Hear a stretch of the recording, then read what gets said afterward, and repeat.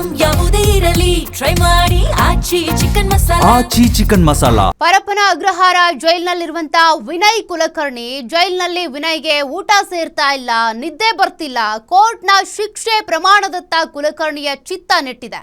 ಇವತ್ತು ಶಿಕ್ಷೆ ಪ್ರಮಾಣ ಪ್ರಕಟಿಸಲಿದ್ದಾರೆ ನ್ಯಾಯಾಧೀಶರು.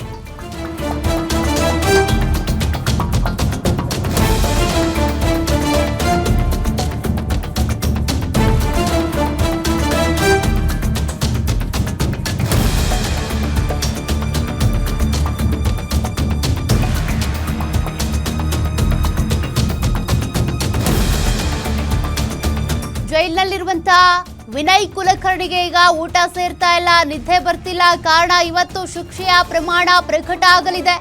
2 ದಿನಗಳಿಂದ ಜೈಲಿನಲ್ಲಿ ವಿನಯ್ ಕುಲಕರ್ಣಿ ಕಣ್ಣೀರಿಡ್ತಿದ್ದಾರೆ. ಕ್ವಾರಂಟೈನ್ ಜೈಲಿನ ಸೆಲ್ನಲ್ಲಿರುವಂತ ವಿನಯ್ ಕುಲಕರ್ಣಿ ಬೆಳಗ್ಗೆ 6 ಗಂಟೆ ಸುಮಾರಿಗೆ ಎದ್ದು ಕೂತಿದ್ದಾರೆ. ಸಹ ಕೈದಿಗಳ ಜೊತೆ ಮಾತನಾಡ್ತಿಲ್ಲ, ಮೌನಕ್ಕೆ ಶರಣಾಗಿದ್ದಾರೆ.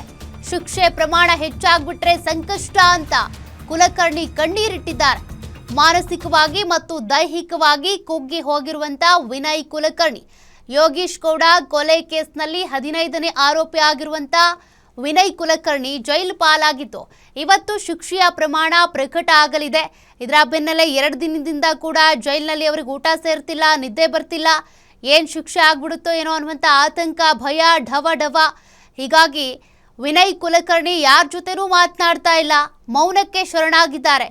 ಇವತ್ತು ಶಿಕ್ಷೆಯ ಪ್ರಮಾಣ ಪ್ರಕಟ ಆಗಲಿದೆ.